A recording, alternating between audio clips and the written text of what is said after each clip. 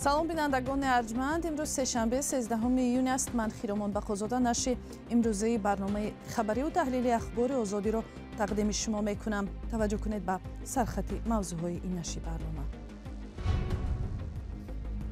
پس از مناقشه با تاجیکستان، تجاوز خارجی و آمادگی به تهدید احتمالی بیرونه در دکترین نظامی قرقیزستان وارد کرده می شود. عائله کارگردان تئاتر اپرا و بالت طبیبان تاجیک را در مرگ شوکت خلیلوف گناهکار می کند. وزارت بهداشت اتهام را به اساس نامید. نفسش نمیبراید، خودش ترسید از چشماش میخواد برآمدگی. در حسرت وطن، مردی آلمانی تبار ساکن تاجیکستان دوامی 25 سال تلاش دارد اجازه بازگشت به وطن بابای را دریافت کند. چند بار مراجعت کردم. نامه‌های من یک پاپکه است. به سفارت آلمان، صلیب سرخ، چند کانسلری آلمان. در قرقیزستان می‌خواهند به دکترین یا سمتگیری‌های نظامی این کشور اصطلاح تجاوز خارجی وارد کرده شود و همزمان پرزیدنت صادر جباروف تهدید کرد که کشورش به گفته‌اش برای پاسخ دادن به همه گونه تجاوزگر آماده می باشد. این حرفها روز 13 ایون در بیشکک در جلسه شورای امنیت قرقیزستان صدا داد. جزئیات جلسه در گزارش همکارم کیومر سیاتو.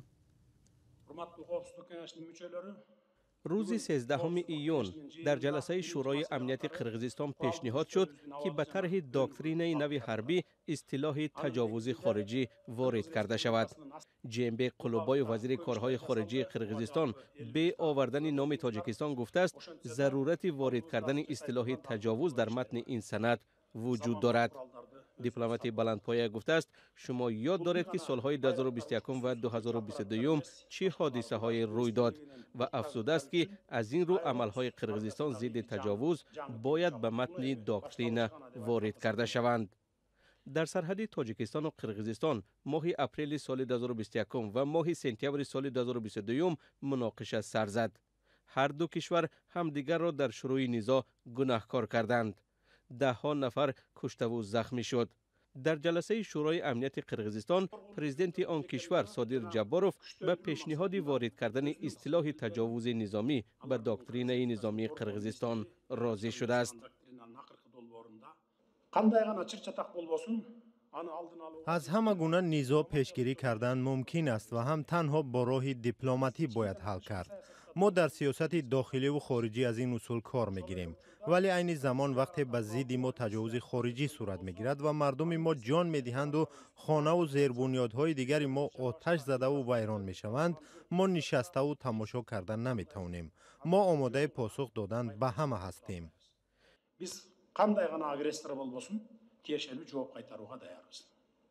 جباروف افزوده است در شرایط افزایش تهدیدهای امنیت نظامی سیستم حربی و دولتی باید تقویت داده شود. او گفته که کشورش بار اول در 30 سال استقلال مستقلانه اسلحه و مهمات جنگی خریده است، از جمله پهپادها یا درون‌های بیرقدار که در مناقشه با تاجیکستان هم استفاده شد.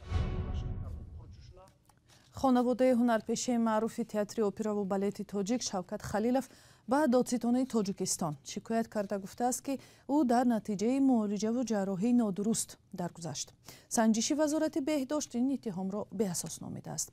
در حالی که تحقیق ادامه دارد و نتیجه آن معلوم نیست، شکایت نوبتی سالهای را درباره کسبیت طبیبان ایجاد کرده است. گزارش سرنوز روح‌الله و شهلا عبدالله. نزدیکانی شوکت خلیلوف کارگردانی تاجیک که 15 می در بیمارستان درگذشت، طبیبان را در مرگ او گناهکار می‌دانند. اما پزشکان میگویند بیماری‌های دیگری کارگردان سبب مرگ او گشتند. شکایت نزدیکانی مرحوم سبب یک تحقیقات شده است که به صورت عموم از عقیده طبیبان حمایت می‌کند. اما همسر کارگردان امید خلیلوف میگوید بیماری‌های دیگری همسرش وزنی نبودند و شوکت خلیلوف با پای خود به بیمارستان رفته بود تا سنگ تلخدانش گرفته شود. خلیلوف روز 3 می در بخش 4 قریه بالای پایتخت جراحی شد. ما در اومدیم چی شده میگم شوکت چی شده برایتون پیش میکنن نمیمونن. ما در اومدن دیدنی نفسش نمیبراید، خودش ترسید از چشماش میخواد برآمدگی. табибон иддаои пайвандони коргардони тоҷикро рад мекунанд ва мегӯянд то охирин лаҳза талош карданд ӯро наҷот диҳанд, вале бемориҳои кӯҳна сабаби марг шуданд. бемори ҳамроҳӣ бисёр дошт, ҳамаи болои зам шуда ва норасогӣ бисёррӯза оварда расонд.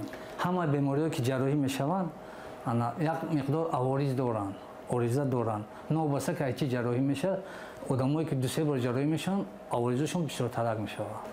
сактаи дил гузарондагӣ, гепатити С дора бо фишорбаландии порталӣ, гепатореналӣ, бронхити музмин, ҳамин чизо ба ҳамин чӣ оварда мерасонанд. аммо умеда халилова бар ин аст ки пизишкон ҳангоми ҷарроҳӣ барои гирифтани санг талхадони шавҳарашро кафондаанд ва дар натиҷа бадани ӯ заҳролуд шудааст. биноан ӯро бори дуюм ҷарроҳӣ кардаанд. чанд рӯзда маҳкам шуд, ҳамаи рӯдо часпид.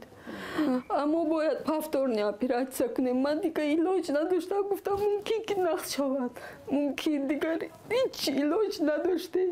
худашона гуфта дигар ҳар коре мекуне куне, ман розӣ, ё ису кунема, ё ису. уже дигар тоқат надорам. баъд мара файрод кардану гуфтанд ки хай ин чизе ки агар шавад мо гунаҳгор нестем, ин пеши худода. ҳамсари коргардон мегӯяд шавҳараш баъд аз ҷарроҳии дуюм дигар ба худ наомад ва рӯзи 15 май дар бемористон даргузашт. дуруст ё нодуруст ҷарроҳӣ шудани Шавкат Халиловро мутахассисони вазорати тандурустӣ санҷида хулоса навиштанд. дар тақризе ки бо имзои профессор Саид Илҳом Аҳмадзода ки нусхаи он дастраси радиои Озодӣ ҳам шуд, омадааст ки ҷарроҳӣ бе мушкилоти техникӣ иҷро гаштааст. марги бемор аз норасоии бисёрузваи ба суръат авҷгиранда ба вуҷуд омада, интоксикатсияи эндогении бисёр омил сабабгори он мебошад. интоксикатсия ҳамон заҳролудшавӣ аст, аммо дар хулоса гуфта нашудааст ки он натиҷаи чӣ буд ё худ ба худ ба амал омад. Шавкат Халилов то дами маргаш саркоргардони театри опера ва балети ба номи Садриддин Айнӣ буд. наздикону пайвандонаш мегӯянд ӯ дар риштаи коргардонӣ орзуҳои зиёде дошт ки ҳамакнун барои ҳамешагӣ амалӣ ношуда монданд. сатҳи пасти тахассуси пизишкон ва муолиҷаҳои иштибоҳӣ дар Тоҷикистон зиёд мавриди интиқод қарор мегирад. табибон иштибоҳҳоро рад намекунанд, аммо мегӯянд вазъ ба он ҳадде нест ки сокинон мегӯянд.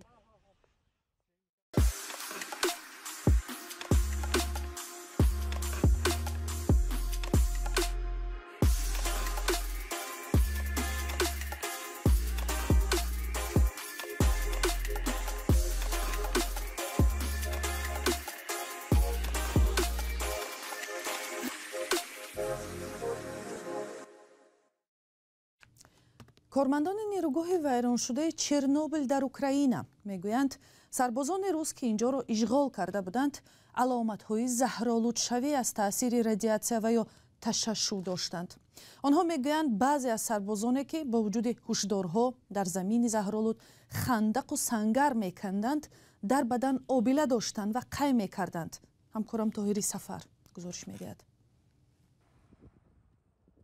кормандони Чернобил аз заҳролуд шудани сарбозони ишғолгари Русия суҳбат мекунанд. онҳо рӯзи 24 феврали соли 2022 Чернобилро гирифтанд. бисёре аз коргарони украинӣ ва посбонон дар минтақаи мамнӯи нерӯгоҳ дармонданд. мо рӯзи 24 феврали соли 2022 аз садои таркиш бедор шудем. хостем бо мошин инҷоро тарк кунем, вале пулро тарконда буданд. барои ҳамин баргаштему мондем. дар инҷо 270 кас буд.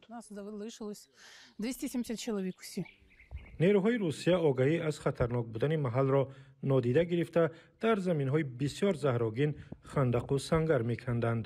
бо ин ҳол зери таъсири радиатсияи баланд мемонданд. мо сарбозони русро дидем ки бо автобусҳо ба шаҳри Гомели Беларус бармегаштанд.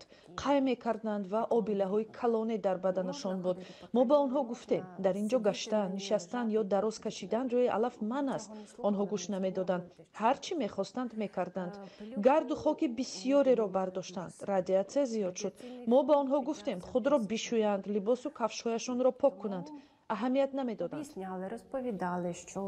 Мийтеся, чистіть, взуття і тому подібне. Не хочете, не треба. сарбозони Русия рӯзи 31 март аз Чернобил ақибнишинӣ карданд. дар 36 рӯзи ишғолашон инҷоро тороҷ ва таҷҳизоти нерӯгоҳро вайрон карданд. Здесь у нас расположен сервер. ما در اینجا سروری کامپیوترهایمان را نگه می‌داریم. اینجا معلومات درباره سطح تشیع در منطقه ممنوع را جمع می‌آوریم. بعد که نیروهای اوکراین اینجا را گرفتند، ما 11 اپریل به کار برگشتیم. ترسناک بود. همه چی را شکستند، سرور را کندند. آنها شاید فکر کردند که ما اینجا سلاح اتمی می‌سازیم. در شبکه‌های اجتماعی گپ‌های دروغ بود که ما سلاح اتمی و یا بیولوژی می‌سازیم. Пускали же такие фейки и в Фейсбуке, и в интернете. نیروهای روسیه بعد ترک اینجا 170 اوکراینی را اسیر گرفتند. بسیاری از آنها را هنوز برنگرداندند. یک ساکن آلمانی تبار تاجیکستان میگوید 25 سال آخر تلاش دارد به وطن بابایش برود، ولی در این چهار قرن هیچگاه پاسخ مثبت سفارت آلمان در دوشنبه و یا حکومت آلمان در برلین را دریافت نکرده است. مراجعت رادیوی آزادی هم به سفارت آلمان در این زمینه 2 هفته پیش تا حال بی جواب میماند. برات یوسفی درباره حسرت از وطن آرمانی و امیدواری های بیکنار از دوشنبه گزارش میدهد. ساکنی آلمانی تبار تاجیکستان ولادیمیر گریسمان مایر 25 سال اخیر تلاش دارد با وطن بابایی خود آلمان کوچد، اما این آرزوی چندین سالش عملی نمی شود. گریسمان مایر میگوید سفارت و حکومت آلمان در این کار به او کمک نمی کنند. چند بار مراجعت کردم. نامه های من یک پاپکه است. به سفارت آلمان، صلیب سرخ، چند کانسلری آلمان. به کجای مراجعت کردم؟ چی چیزی ممکن بود مراجعت کردم؟ با ولادیمیر همیشه پاسخ دادند که منتظر باش. رادیوی آزادی بر پایه عرض این شخص به سفارت آلمان در تاجیکستان نامه فرستاد و منتظر پاسخ است. گریتسان مایر میگوید به این پاسخ خوشبین نیست. شاید سبب در آن است که گریتسان مایر یک سرنوشت پیچیده دارد و 89 سال پیش در اوکراین زاده شده است. سال 1941 پس از اشغال شدن اوکراین از سوی نازی‌های آلمان، ولادیمیر و برادر و مادرش به چخسلواکیه که تابع آلمان بود برده می‌شوند. پس از پایان جنگ جهانی دوم در سال 1946 او و مادرش را از چخسلواکیه به شهر اقتپه قزاقستان مهاجر می‌کنند.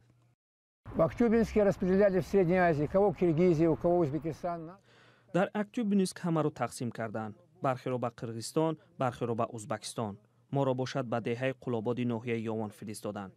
من و مادرم در این دهه به حق ترک کردن محل زیست مسکون شدیم. این سال 1946 بود. این قانون سال 1956 برهم داده شد و من خدمت حربی رفتم. هرچند آلمانی ها را در ارتش راه نمیدادند. از خدمت حربی برگشته به کار شروع کردم. ولادیمیر کار را از شاگرد استاد برق سر کرده تا راهبری پژوهشگاه لایحه‌کشی مؤسسه‌های برقی رسیده است. در نیروگاه‌های نورک و سنگتوده کار کرده است. سالهای 90 آلمانی‌ها تاجیکستان را ترک کرده با وطن پدری خود برگشتند. زن و 2 دخترش هم به روسیه کوچیدند. اما چون مادرش بیماری بستری بود و نمی‌خواست از تاجیکستان رود، ولادیمیر همراه مادرش ماند. مادرش سال 1998 فوتید و از همان سال ولادیمیر تلاش دارد به وطن تاریخی خود آلمان برگردد، اما موفق نمی شود. ساکنان محلی که با آلمانی تباران کار کرده اند، کوچیدن چنین متخصصان آلمانی تبار را کاری منفی می دانند. خودم رفیق نمیز داشتم، شوفیر بودن، با همشون هم صحبت میشم. به حد انسانای خوب، انسانای به حد نهایت، کارشون همشون تازه‌کاری، درباره تازه‌کاری تماما بهانه داشتن. سال 1941 حدود 41,000 آلمانی تبار را از اوکراین و حوزه دریای ولگای روسیه به تاجیکستان به درگاه کردند. همچنین پس از ختم جنگ دوم جهان باز چندین هزار اسیر آلمانی را به کشورهای آسیای مرکزی از جمله به تاجیکستان فرستادند. سال 1989 در تاجیکستان بیشتر از 32,000 آلمانی تبار میزیست. حالا شماره آنها 400 نفر دانسته می شود. برنامه امروزه در همین جا به پایان می رسد. خبرهای بیشتر از این در وبسایت و صحیفه های رادیوی آزادی در فیسبوک و اینستاگرام، توییتر و تلگرام و تیک تاک و ادناکلاسنیکی دسترسند. خداحافظ.